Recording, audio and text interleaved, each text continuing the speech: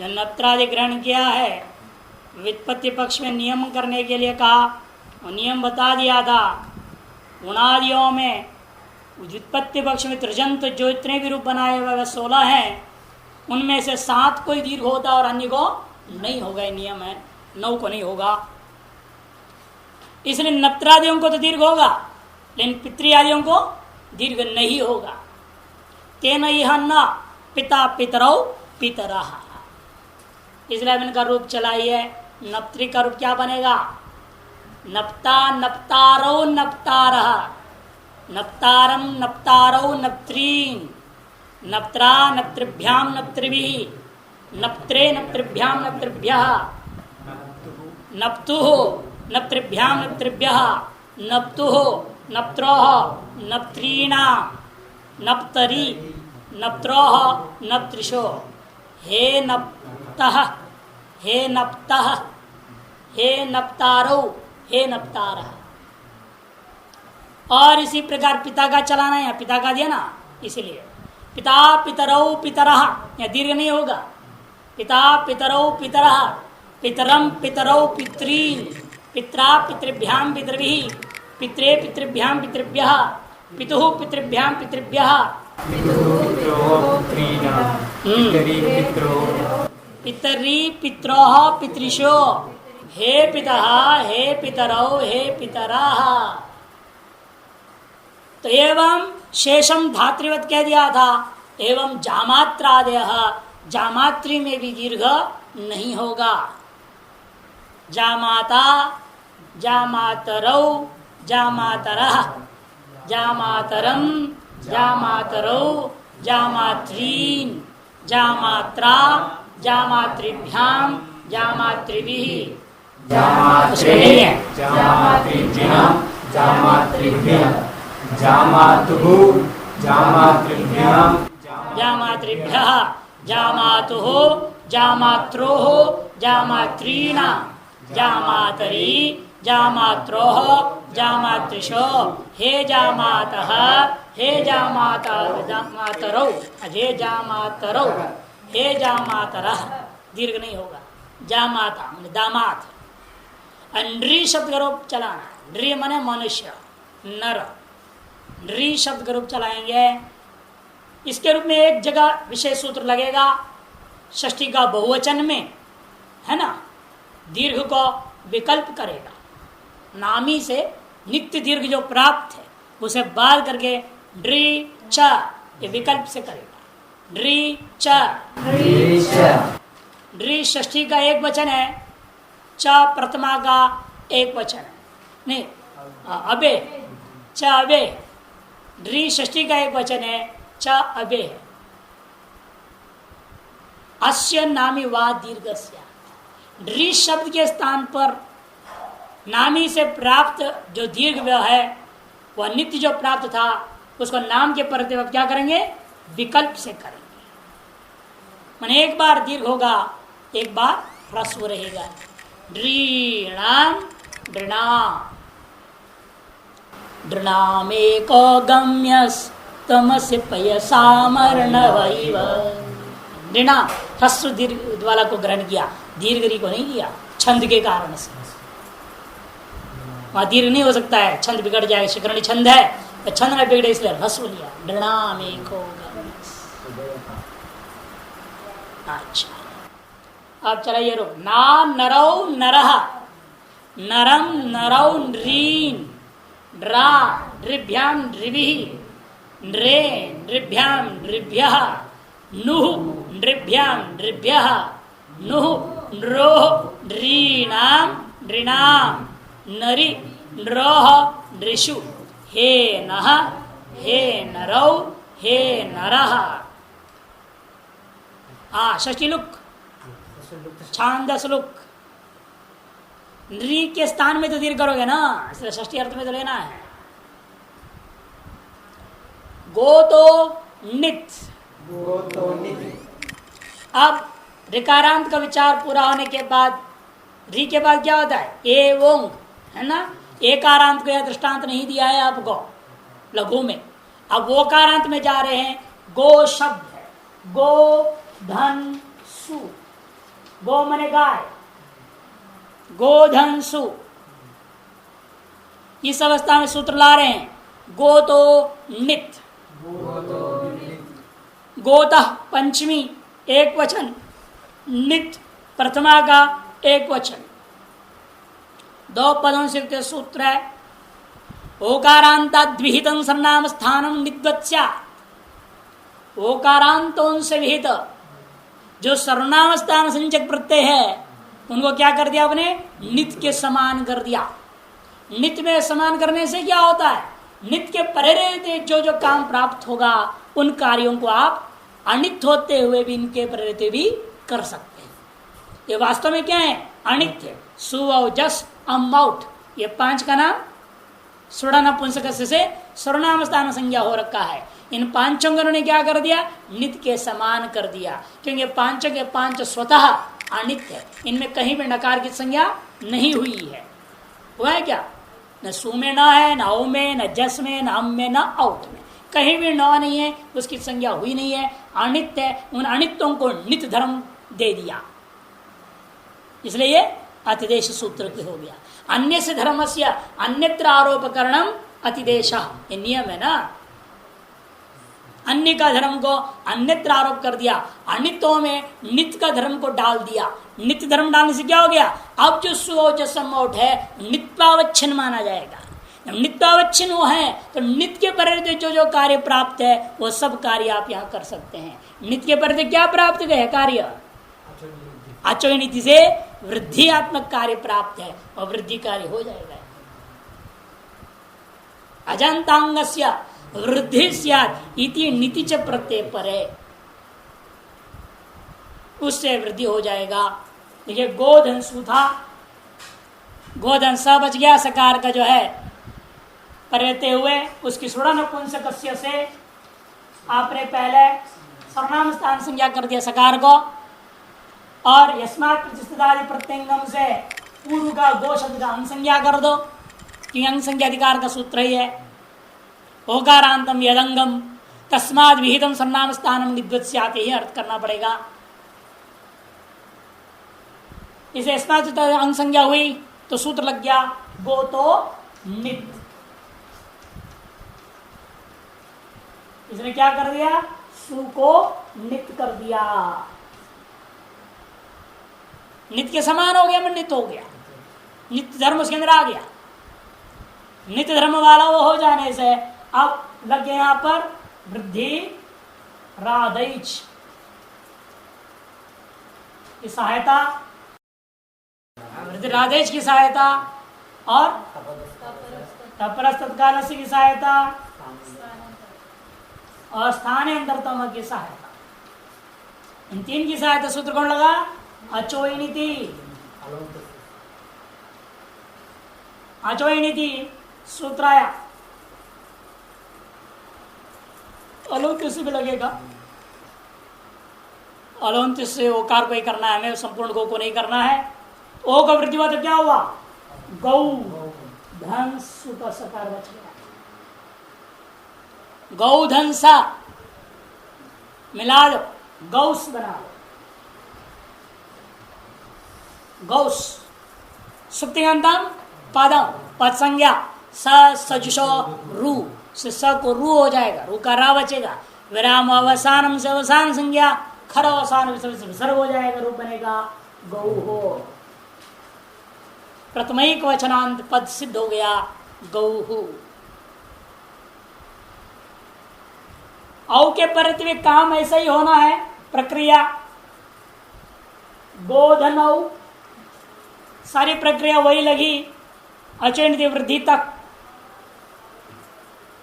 गौधनौ हो गया वृद्धि होने के बाद, उस स्थान में स्थिति में यथासंख्य मनुदेश समानाम की सहायता से एचो अयवाया वह लग जाएगा, गावौ रूप बन जाएगा। जिनमें संयोज्यम, गौ के औ को आव आदेश हो जाएगा, गाव धन औ। अजिन में जन्म परिण संयोज्य मिला दोगे गावौ। जस में भी इसी प्रकार से होगा गावः, गौ गावौ गावः। एक गाय दो गाय बहुत गाय। गौ हो गावो गाव, गोधनम गोधन हम। प्रक्रिया में काफी अंतर पड़ेगा। गोधन हम निद्वत भाव तक तो वही है, निद्वत भाव कर लोगे आप, कोई दिक्कत नहीं, सर्वनाम स्थान है, वृद्धि प्राप्त होता है कि नहीं। वृद्धि आदेश का स्थानांतर अलुंत के आधार पर अचर से वृद्धि प्राप्त, इसको बाद देना। बाद करके सूत्र लगेगा औतोम शसः, औतोम शसः, औतः औतः। हाँ, अलग अलग टुकड़ा करेंगे अभी। औतः देखने में एक पद लग रहा है ना, नहीं है, दो पद है वहां। आ ओतः अंशसः, तीन पद है सूत्र में। आ प्रथमा का एक वचन, ओतः पंचमी का एक वचन, अंशसः सप्तमी का द्विवचन। आ ओतः अंशसः, आ प्रथमा एक वचन, ओतः पंचमी का एक वचन, अंशसः सप्तमी का द्विवचन। अम के परे रहते हुए और शस के परते, दोनों के परते हुए कर रहा है ये सूत्र। गो धन अम, गोधनम लीजिए केवल अभी, क्योंकि अम में प्राप्ति अलग है, अस में प्राप्ति अलग है। वहां नित्वत होगा नहीं, वृद्धि की प्राप्ति नहीं वहां। नित्य से वृद्धि प्राप्त जब हुआ, ये सूत्र कहते हैं नहीं नहीं वृद्धि नहीं करोगे आप, वो कार बचेगा ही नहीं वहां पर, वो को आ कर देगा, वृद्धि कहां होगी फिर। वो तो अंशसो रचि आकार एकादेश, वो तो अंशसो रचि पर है, आकार एकादेश। ओदंतों से पर में अम और शस संबंधी अच्छो तो दोनों के स्थान पर एक आकार आदेश हो जाएगा। तीसरा क्या हो जाएगा, ग हल हो गया, वो और आ के चक्कर एक नया आ गया, और पर में म रह गया। गो का ओ, अम का आ, ओ और आ, इन दोनों के स्थान पर, पूर्व और पर स्थान पर, एक आदेश का मतलब यही होता है, पूर्व स्थान और निमित्त वाला पर स्थान, दोनों के स्थान पर एक पूर्व प्रयोग एकादेश, एकादेश आकार हो गया। इसलिए गो में ग हल है और अम में म बचा, वो और अ के जगह नया आकार बैठ गया, मिला दो के रूप बनेगा गाम। द्वितीय का एक वचन का रूप है गाम। औतोम शस, ओदन से परे, ओदन से परे अंश संबंधी अच्छो तो पूर्व और पर के स्थान पर एक आकार आदेश हो जाता है। वृद्धादि भाव अपने आप समाप्त हो गए, कुछ प्राप्त नहीं हो गया, सारा निमित्त खत्म हो गए, सीधा आकार हो गया। अब दो हल है, हलों का बीच में एक आ बैठा हुआ है, अजिन व्यंजनम प्रेण संयोज्यम गाम, ये द्वितीय वचनांत पद सिद्ध हो जाता है। गोधनों में पूर्वत होगा, गोधनों में पूर्वत अचरण से वृद्धि कर देना। एचो से तस्ंग में समानाम, एचो यावलक या आवादेश कर दो, गावऊ बनेगा, गाम गावऊ। ठीक, अब शस में प्राप्ति में बहुत अंतर पड़ेगा, सारा बदल जाएंगे। हाँ, केवल गाम बस हो गया। द्वितीय के एक वचन में यही रूप है गाम, द्विवचन में प्रथमा द्विवचन जैसे ही गावऊ, गाम गावऊ। और शस में देखिए गोधनस, गोधनस क्या प्राप्त है, ये जो प्राप्त है। और हाँ, प्रत्यय पुरुषण भी प्राप्त है। ये दीर्घाज्य सिंचा प्राप्त है, नहीं होगा, और पूर्व में प्राप्त था दीर्घाज्य सिंचा, यहाँ नहीं। यहाँ इसलिए दो ही कहना पड़ेगा आपको, एचो यवा प्राप्त था और उसे बात करके प्रत्यय पुरुषण प्राप्त है, उसको ही बात करके सूत्र आपने लगाया औतोम शसो, ग धन आ धन सा, वो रा की जगह पर आदेश हो गया, ठीक, बन गया गास। सकार रुद्रम पदम सस्वरु विराम अवसानम खरावसान विसर्जनीय गाह। द्वितीय गा बहुवचन करो। बाकी सर्वत्र अजादियों में ये छो यवायावा से अव आदेश होगा। गवा, गोधन टा, टा का आ है कि नहीं, गोधन ता रहेगा, ता का बचेगा आ, ये छो अव आदेश हो गया। तृतीया के वचन है गवा। गोभ्याम गोभी, गवे गोभ्याम गोभ्या, गवे में भी इसी प्रकार से गे कहे बचेगा, ये चो यवा से अवादेश होगा गवे। गोभ्याम गोभ्य, गौधनस, गसी और गस का जब वस रहेगा तो सूत्र लग गसी गसोश्च, इंगंतात पर गसी गसरची, गसी गसरति, पूर्व एकादेश स्यात्, पूर्व एकादेश हो गया, गोस हो गया गोहो, गोहो, गोभ्याम गोभी, गोहो, गवोहो, गवा, गवी, गो, गवोहो, गोशु, हे गोहो, हे गावो, हे गाव ही रहेगा। देख लीजिए, रूप जलाइए अभी। गौहो गावो गावह,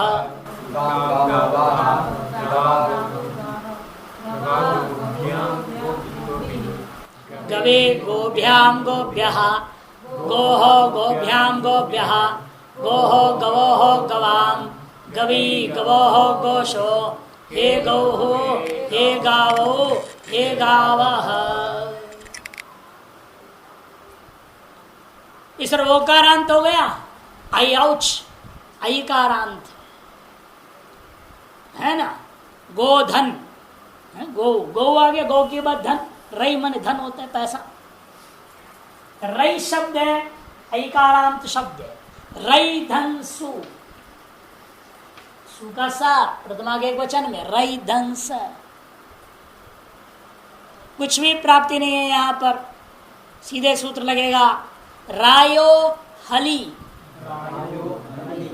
रायो हली। राया षष्ठी का एक वचन, हली सप्तमी का एक वचन, दो पद है। रायः षष्ठी एक वचन और हली सप्तमी का एक वचन, दो पदों वाला सूत्र है। अस्य आकार आदेश हली विभक्त, हलादि विभक्तियों के पर रहते हुए आकार अंतादेश हो जाता है कि नहीं।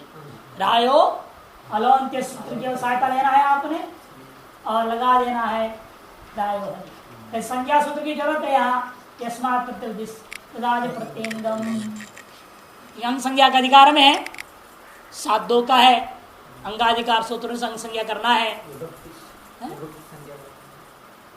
हली विभक्त, हाँ विभक्त संज्ञा भी जरूरत है, विभक्तिश्च भी लेना पड़ता। विभक्तिश्च यस्मात् प्रत्यंगम अलौंत्य से 3 सूत्र की सहायता से रायो हली से अपने आकार अंतरिक्ष कर देते, रा धंस मिला दीजिएगा, रास हो गया, असकार विरुद्ध सर कर देंगे, रूप बनेगा राह। प्रथमा के वचन का रूप है राह। और अजादियों में सर्वत्र रेचो यवायावा से आय आदेश करना है।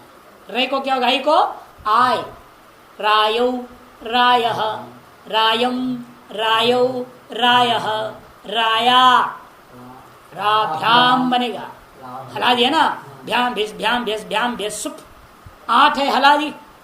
इन 8 जगहों पर आकार अंतादेश होगा। बाकी 13 जगह पर ये चो यवायावा से आय आदेश हो जाएगा।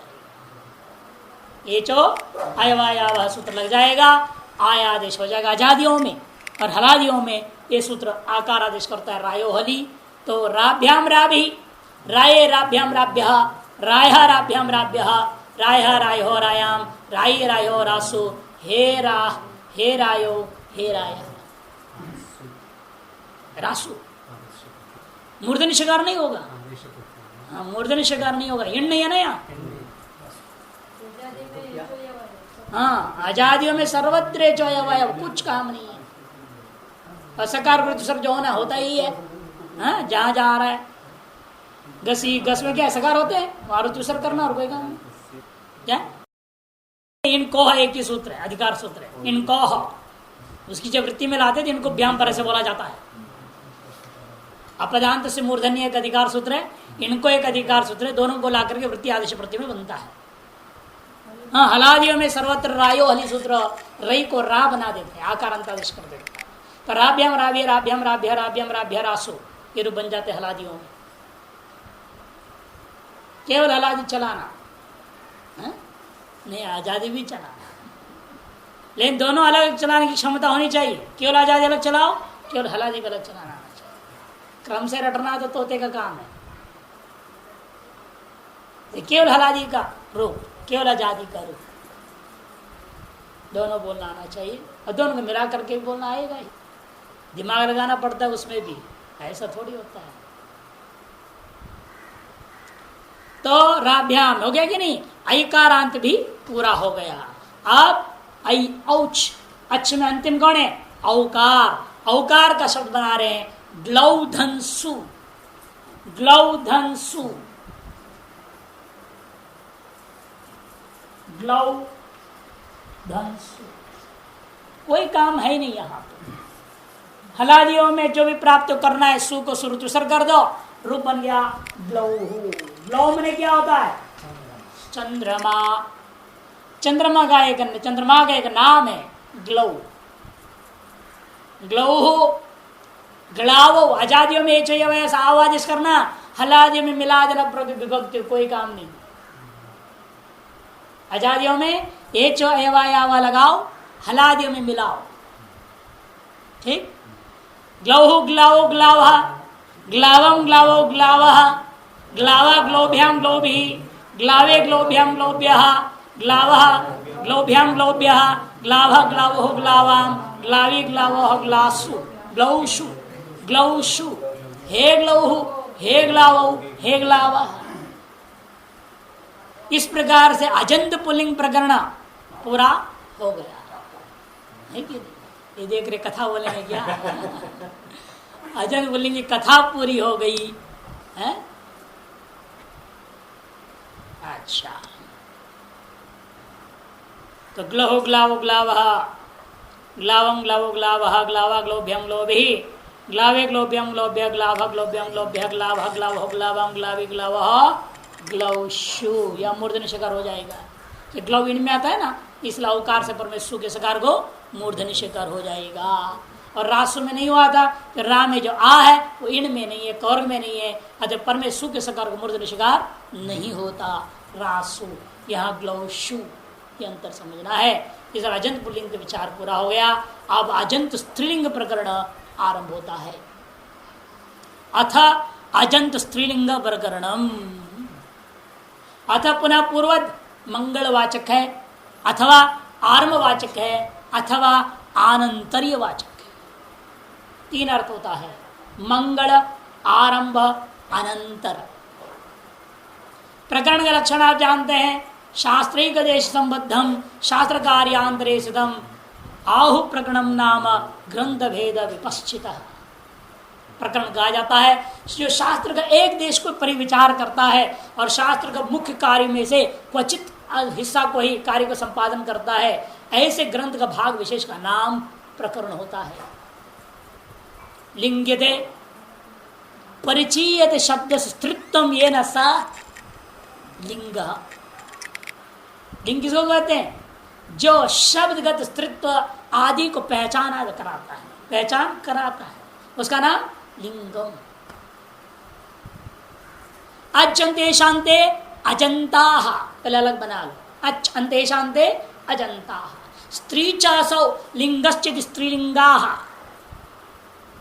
स्त्री चासौ लिंगश्चित स्त्रीलिंगा, अजंताश्चासौ स्त्रीलिंगाश्चेति अजंत स्त्रीलिंगा, तेषां प्रकरणमिति अजंत स्त्रीलिंग प्रकरणम। जैसे अजंत पुल्लिंग प्रकरण में लिखा है हमने शुरू में, वैसे ही समझना। सबसे पहला शब्द ला रहे रमा। रमा, यह विचार करना है, रमा यह आबंत है। इस रमा शब्द से जब शु लाओगे तो क्या अधिकार सूत्र लगाओगे? सुख कैसे लाना है, सुख कैसे लाओ? रमा शब्द से सबसे पहला लक्ष्मीवाचक रमा शब्द ले रहे हैं। रमा शब्द से लाना है हमें सुख, तो लाऊंगा कैसे? विचार यह है, सूत्र है आपका ज्ञाप प्रातिपदिका, ये है ना, ज्ञाप प्रातिपदिका अधिकार सूत्र। क्या रमा शब्द से आबंधित में सु लाऊं, या इसकी प्रातिपदिक संज्ञा करके प्रातिपदिक सु लाऊंगा? कैसे करूंगा? ये विचार है। कभी सोचा नहीं? यदि प्रातिपदिक करोगे तो प्रासंज्ञा करनी पड़ेगी आपको। यदि आबंधित बनाना है तो प्रातिपदिक संज्ञा करने की कोई जरूरत नहीं है या नहीं? और प्रासंज्ञा भी हो सकता ही है, क्योंकि शब्द है।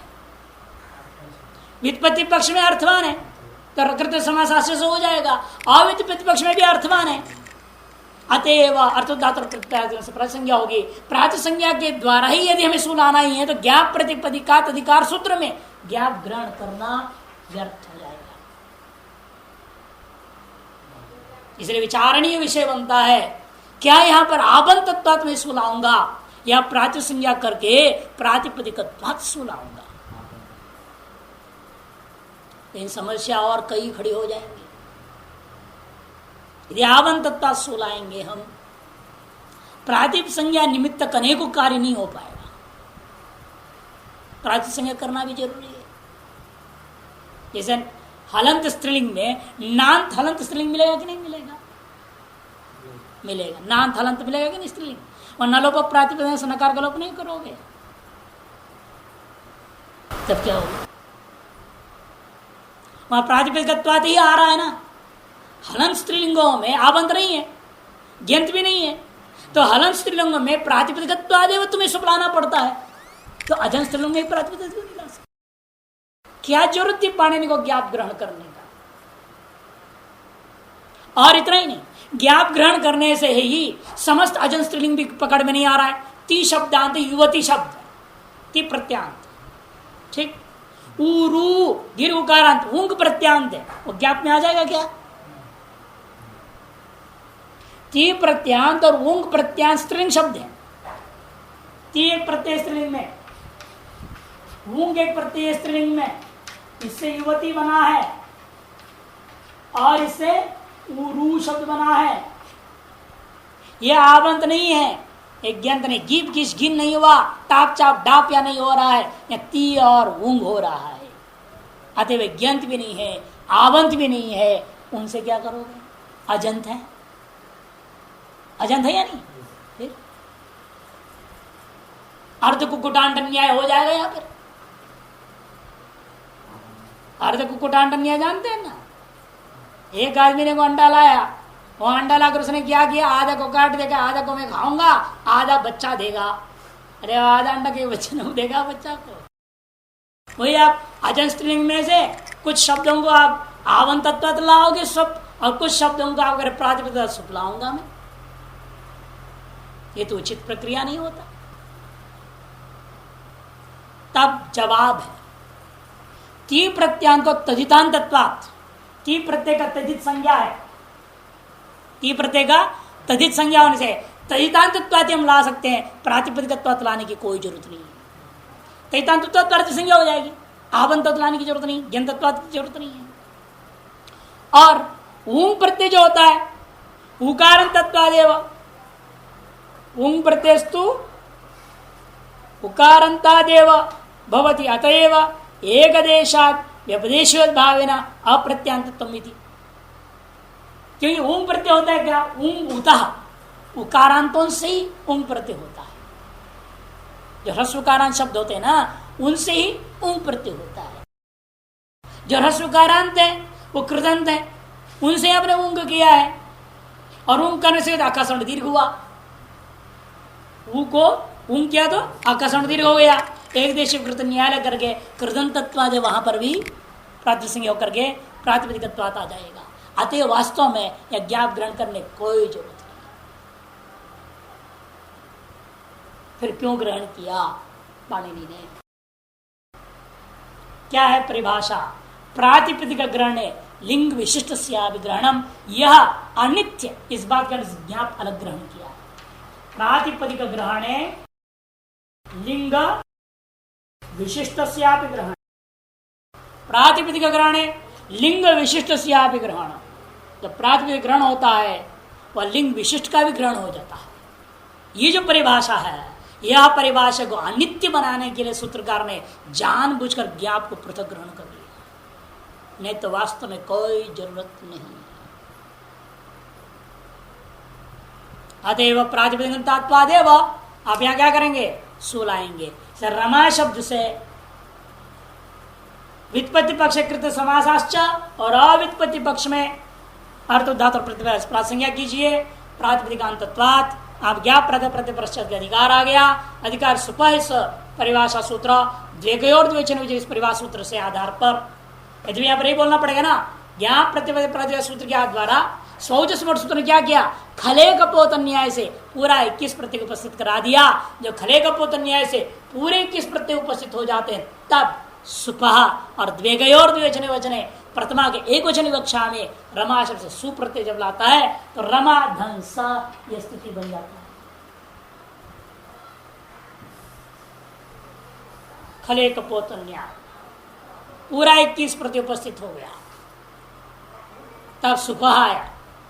सुपह आने पर भी प्रथमा का 3 वचन इकट्ठा उपस्थित हो गया, पुनः खले कपोत न्याय से तब द्वेगयोर द्विवचन वचन लगा दिया। एकत्व कक्षा में केवल सु आएगा, अन्य नहीं आएंगे, तो रमा धंस ये स्थिति हो गया। नहीं, प्रत्यय ग्रहण तदंत ग्रहणम होता है परिभाषा, पहले भी लिखा है। प्रातिपदिक ग्रहण लिंग विशिष्ट ग्रहण, हाँ बस यही होता है। प्रत्यय ग्रहण लिंग विशिष्ट नहीं होता, कभी नहीं होता, गलत है। प्रातिपदिक ग्रहण लिंग विशिष्ट ग्रहण नहीं होता। तो रमादंसु आया, ठीक।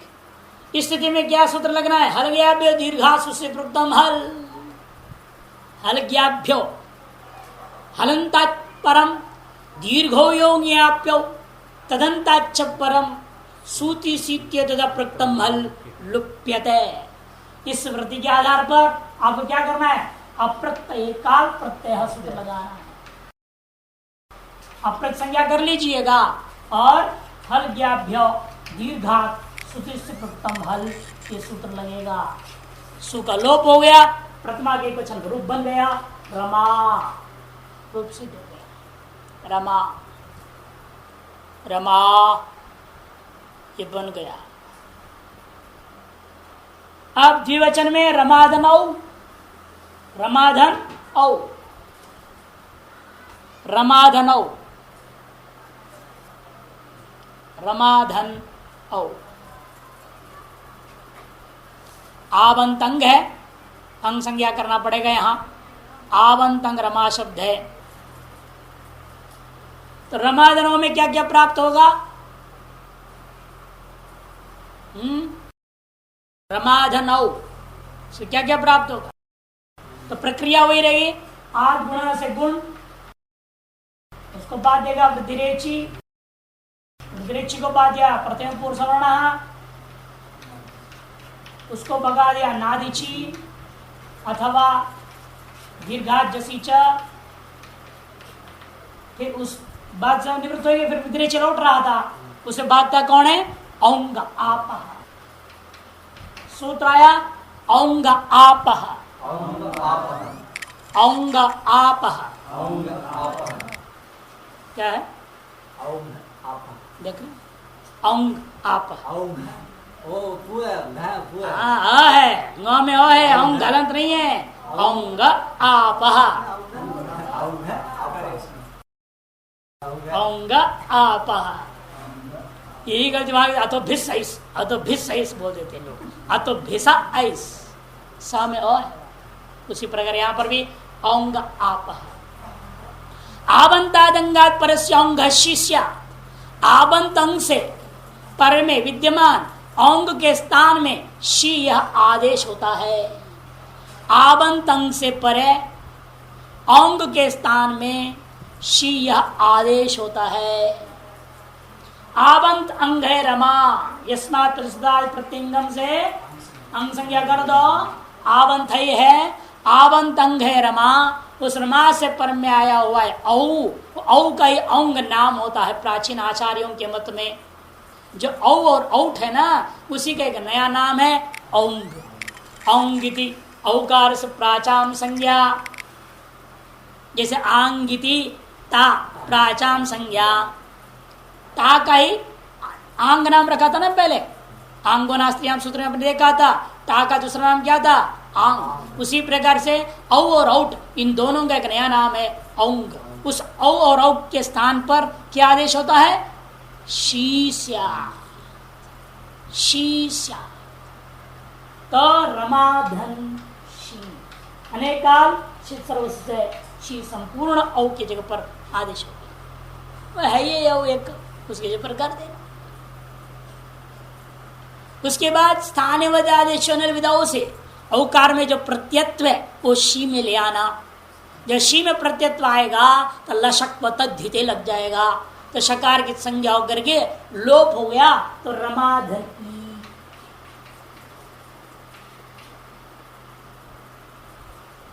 स्थानीय आदेश विधौ सूत्र से प्रत्यत्व धर्म लाना है, और उसके बाद लशक इत्यादि प्रक्रिया कसलोप, शकार का लोप हो गया, रमादन ई, फिर अधिन गुण इत्यादि की सहायता से आद गुण लग गया, तो रमे।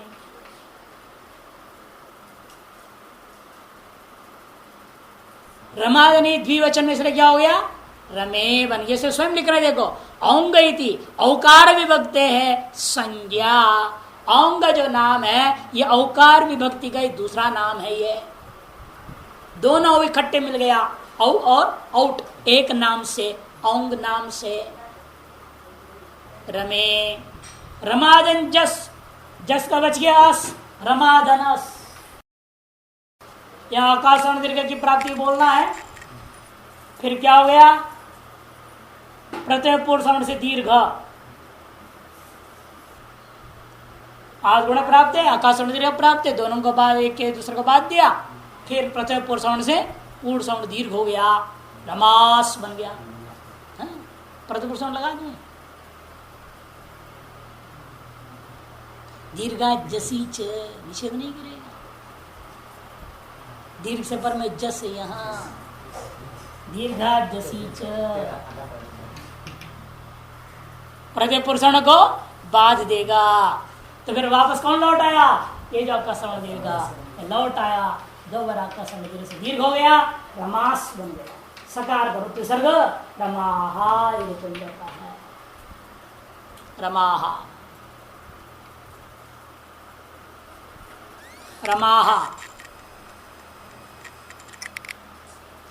अका सवर्ण दीर्घ से अंत में दीर्घ हो गया, और रे सु को रू को विसर्ग, तो रमाहा।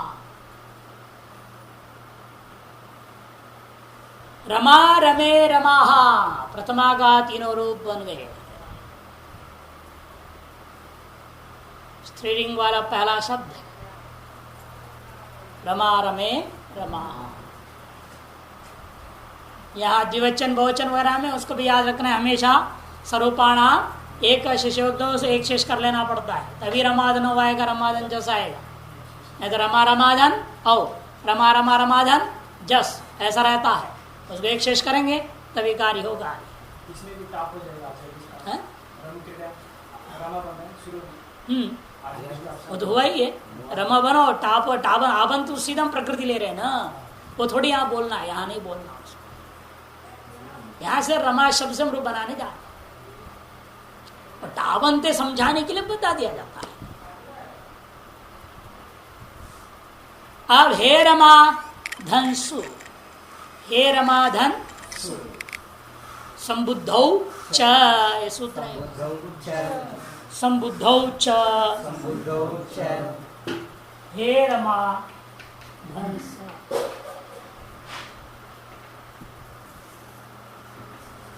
संबुद्धो सप्तमी इच्छा वे दो पदों से युक्त सूत्र है। आप एकार संबुद्धो, आबंत अंग के स्थान में, यहाँ पर प्रत्यंगम करना जरूरी है। आप एकार स्यात् संबुद्धौ, इसलिए एक वचन संबुद्धि ही। इन दो संज्ञा सूत्रों की सहायता से आपको आपके स्थान पर एकार आदेश होगा। सीधा आपस्था ने बोल ही रहा है, इसलिए अलोन्ति की कोई जरूरत नहीं है। जहां भी आप रहेगा उसको एकार कर देना है।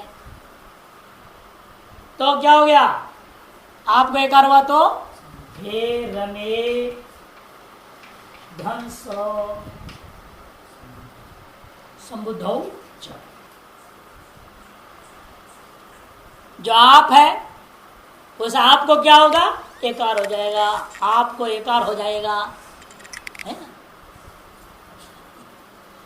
वो हिंदी अर्थ तो पूरा गड़बड़, आपको एकार हो जाएगा। आप प्रत्यय, टाप चाप डाप का आप प्रत्यय जो रमा में आ है, ये आप प्रत्यय है, उस आप प्रत्यय के स्थान पर एकार होगा।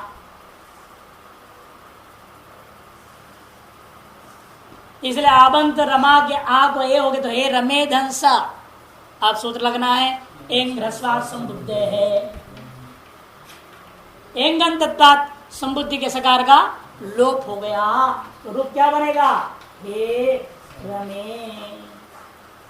हे रमे और जस में पूर्वाधिकारी होगा, जैसा औंगा आपा लगेगा, हे रमाधन औ, हे रमाधन औ रहेगा, औ को औंगा आपस शी हो गया, हे रमाधन शी, शी का बच गया ई, हे रमाधन ई आद गुण से गुण, हे रमे।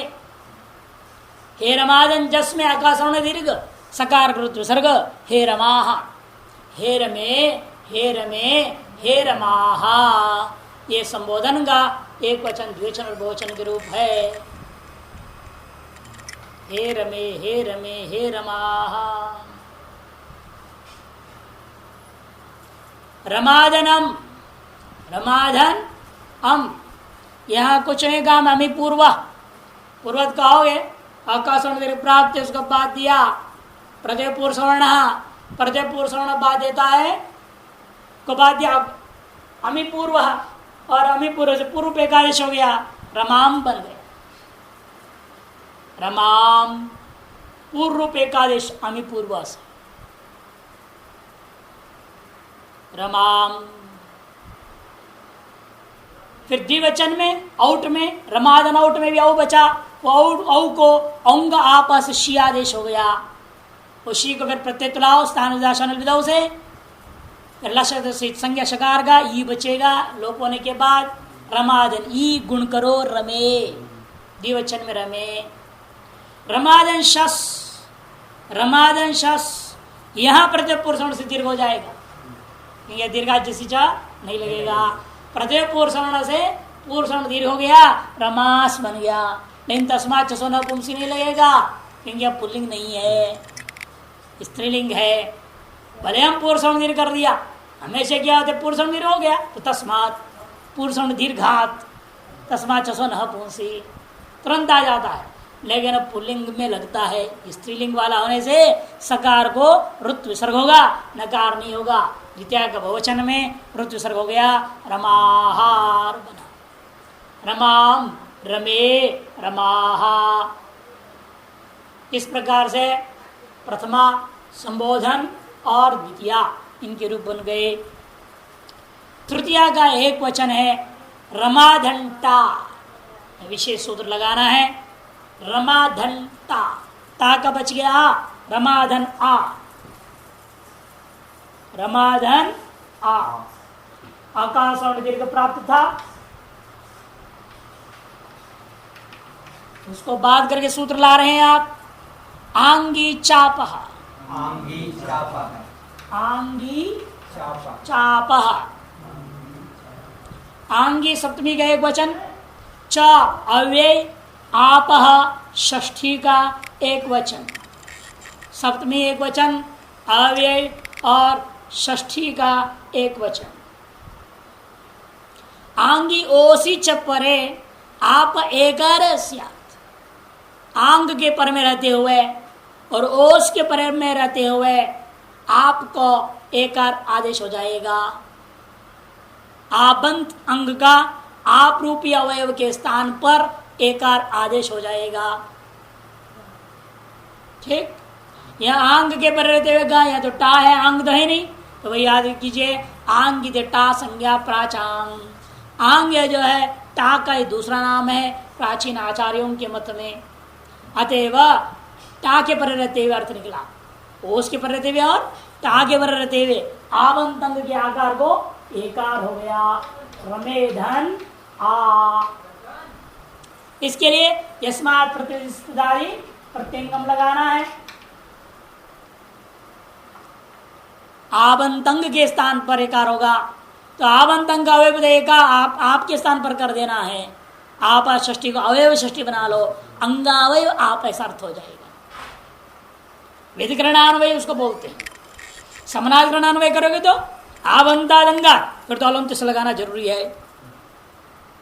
आवंताद अंगात अवयवी षष्ठी हो जाता है। जब अवयव षष्ठी करेंगे अंग का अवयवभूत आकार जब कहूंगा तब व्यधिकरण अन्वय हो गया। अंग का समनाधिकरण अन्वय होगा तो अंगात आवंताद अर्थ निकालनी पड़ती है, नहीं तो अंग का अवयव आपके स्थान पर, ये अंतर है। समनाधिकरण अन्वय में अलंत से लगता है, व्यधिकरण अन्वय में अलंत से की जरूरत नहीं है। ये विशेषता है अन्वय करने की प्रक्रियाओं में।